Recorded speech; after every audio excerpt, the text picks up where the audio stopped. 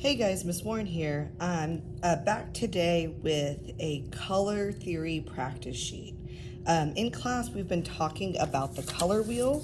We've labeled our color wheel and we've talked about primary, secondary, and tertiary colors. We'll come back with the rest of the notes later, but today we're going to start painting in our color wheel based on our notes. So, in our color theory notes, we talked about the three primary colors. They are red, yellow, and blue. So I'm going to paint in, before we start painting, just make sure you have a cup of water, paintbrush, paper towel, and I will be giving you the three primary colors in a tray. So I'm going to paint in yellow for one of my primary colors. Now, since my brush is full of yellow, I'm gonna go ahead and think about where else yellow could be on here. So I know that yellow is here, because these three in the sides of this triangle are primary colors. Then yellow is here, because this one is the lightest primary color. And so it's at the top of our color wheel.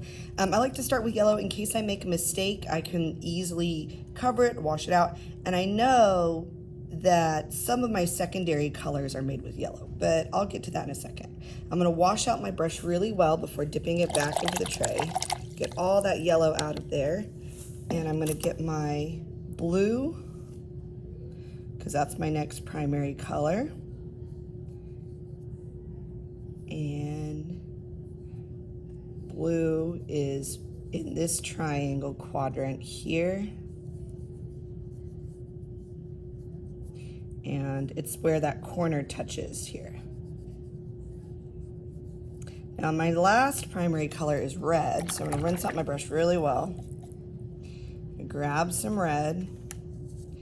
I'm gonna put it in the other triangle. Paint in this area that it's pointing to. This is watercolor, so if you add too much water, it will kind of start looking pink instead of red. But here we got my primary colors down. Now the rest we need to start mixing because all of our secondary and tertiary colors are made out of our primary colors. So my brush is loaded with red. So I know that two primary colors make a secondary color. So I'm gonna go ahead and paint in red here. And I'm gonna ask myself, what primary color has red in it?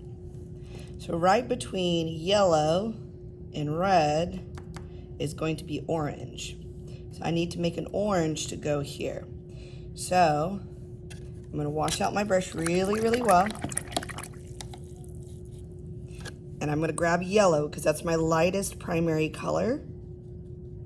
And I'm gonna put some in the reservoir over here to the side. Then I'm gonna wash out my brush really, really well.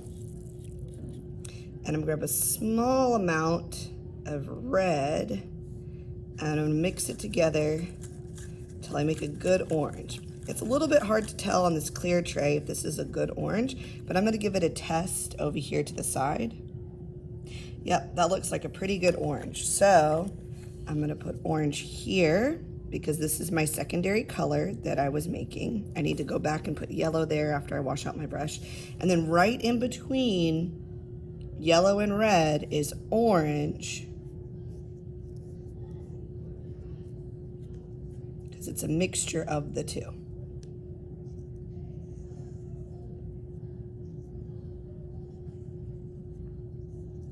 Now I'm gonna wash out my brush really good. And I'm gonna grab some more yellow because I need to paint it here because that's what makes orange. Now I can start working on my tertiary colors, my in-between colors over here. I already have some orange, so my brush is full of yellow, so I'm gonna just grab a little bit of this orange and I'm gonna stir it around over here, just a tiny bit of that orange into my yellow, so I can make a yellow orange. We want it clearly more orange than the yellow and clearly more yellow than the orange. Now, my brush is already full of yellow orange. I think I might need to rinse that out because I think I'm going to need more red for this next part. I'm going to grab some red in my brush, and I'm going to mix that red into the orange that I already had to make a red orange. Let's test and see if that looks good. That looks pretty good. You want it to look warmer than the red, but more red than the orange. Notice that I'm not getting too much of this liquid watercolor in my brush. It tends to puddle out. Oh, you know what I should have done while I was painting in the tertiary colors here? I should have put them down here too. So my brush is full of red orange already. So I'm gonna just paint one of these squares with red orange since my brush is already full of it. Okay, I'm gonna wash out my brush really good. And I'm gonna start on my next secondary color. We can continue, let's go ahead and go this way with our yellows. So right between blue and yellow would be green. So I have a clean brush, so I'm gonna grab some yellow. I'm gonna fill this area with the yellow. I'm gonna wash out my brush really good. I'm gonna get a small amount of blue.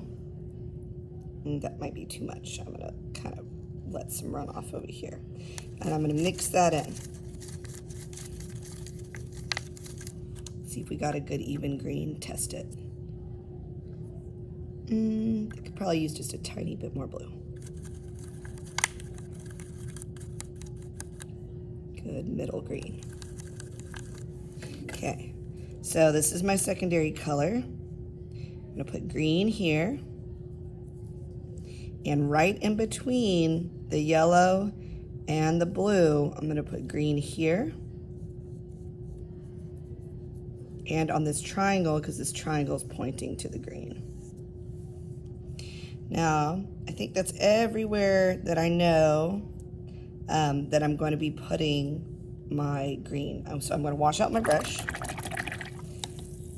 I'm going to fill it with yellow. And I'm going to put it here because I know that yellow is a part of green. Then I'm going to take my yellow loaded brush. I'm going to mix it with the green that I already have to make a yellow green. You want it clearly more yellow than your green and clearly more green than your yellow. And I'm also, since my brush is full of that yellow green, I'm going to put it down here in my tertiary colors. So keep going. Today's goal is to finish the color wheel, finish your primary colors, your secondary colors, and your tertiary colors. Go ahead and go for it, and I look forward to seeing your work.